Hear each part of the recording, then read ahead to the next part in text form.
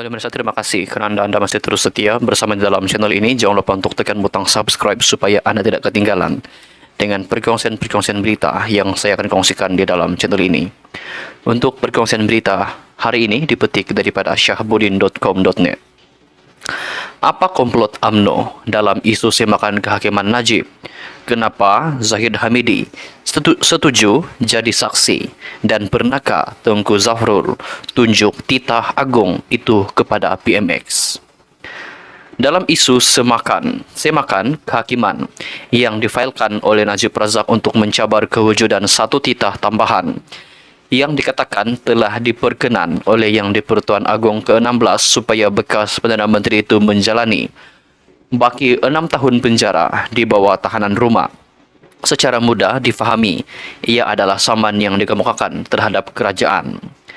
Ini berikutan pihak yang dinamakan dalam semakan kehakiman Najib itu ialah Menteri Dalam Negeri, Komisioner Jeneral Penjara, Peguam Negara, Lembaga Pengampunan bagi Wilayah Persekutuan Kuala Lumpur, Labuan dan Putrajaya, Menteri di Jabatan Perdana Menteri, Bahagian Undang-Undang dan Reformasi Institusi, Ketua Pengarah Bahagian Hal Ehwal Undang-Undang di JPM dan Kerajaan Malaysia. Maka bagaimana seorang timbalan Perdana Menteri Ahmad Zahid Hamidi boleh bersetuju untuk menjadi saksi dan membuat affidavit sokongan kepada permohonan Najib itu? Tidakkah perbuatan Zahid Hamidi setuju menjadi saksi seolah-olah beliau telah bertindak menentang kerajaan yang dianggotainya sebagai Menteri Kabinet? Ini tata kelola jenis apa namanya? Selain itu, menerusi affidavit yang diikrarkan Zahid Hamidi pada 9 April lalu, timbalan Perdana Menteri itu berkata beliau dimaklumkan mengenai kewujudan titah addendum itu oleh Menteri Pelaburan, Perdagangan dan Industri Tengku Zafrul Tengku Abdul Aziz ketika pertemuan mereka di rumahnya di Country Heights pada 30 Januari lalu. Apabila saya menyoal lebih lanjut, Tengku Zafrul menunjukkan kepada saya salinan titah addendum itu yang tersimpan pada telefonnya, yang beliau ambil gambar dan imbas sendiri daripada salinan asal seperti yang ditunjukkan kepadanya oleh Yang di-Pertuan Agong ke-16 Al-Sultan Abdullah Riyatuddin Al-Mustafa Bilasya. Kandungan titah addendum itu secara jelas menyatakan bahawa permohonan Najib dibenarkan untuk menjalani hukumannya yang dikurangkan kepada tahanan rumah dan bukannya secara pemenjaraan seperti sekarang di penjara Kajang. Saya juga melihat titah addendum itu bertarikh 29 Januari 2024 yang mempunyai meterai dan tanda tangan Yang di-Pertuan Agong ke-16. Saya seterusnya mengesahkan bahawa titah addendum itu adalah tulen dan sebenarnya adalah titah prerogatif diraja sama seperti titah utama. Demikian kata Zahid Hamidi dalam affidavitnya kepada mahkamah.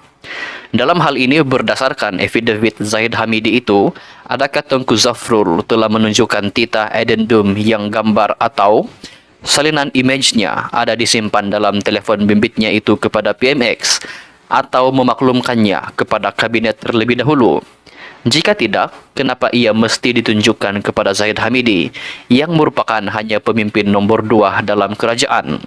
Lagi pula, berdasarkan hakikat beliau menunjukkan gambar atau salinan titah addendum itu pada 30 Januari itu hanya sehari selepas mesyuarat Lembaga Pengampunan diadakan pada 29 Januari, nampaknya pantas sungguh Tengku Zafrul menyampaikan maklumat yang diperolehinya kepada Zahid Hamidi. Apa muslihat Tengku Zafrul dalam hal ini? Dalam pada itu, oleh kerana disebutkan bahawa Tengku Zafrul yang memiliki gambar atau salinan image titah addendum tersebut melalui apa yang didakwa telah ditunjukkan oleh Agong ke-16 kepadanya, mengapa tidak Menteri Pelaburan, Perdagangan dan Industri itu sendiri yang diminta oleh Zahid Hamidi untuk menjadi saksi dan mengemukakan affidavit bagi permohonan semakan kehakiman yang difailkan Najib? Kenapa mesti Zahid Hamidi selaku timbalan Perdana Menteri dan Presiden UMNO pula yang setuju menjadi saksi dan mengemukakan affidavit ke mahkamah? Komplot terlindung apa yang cuba dirancang Zahid Hamidi dan UMNO dalam permainan ini? Adakah PMX sudah cukup awas dan berjaga-jaga membentengi kedudukannya sekarang ini? Ditulis oleh Syahabuddin Husin. Tonton dan puan-puan, apa pendapat Anda dengan perkongsian berita yang baru saya kongsikan sebentar tadi? Anda boleh tinggalkan pendapat Anda di ruangan komen di bawah. Jumpa di perkongsian berita yang seterusnya. Bye-bye.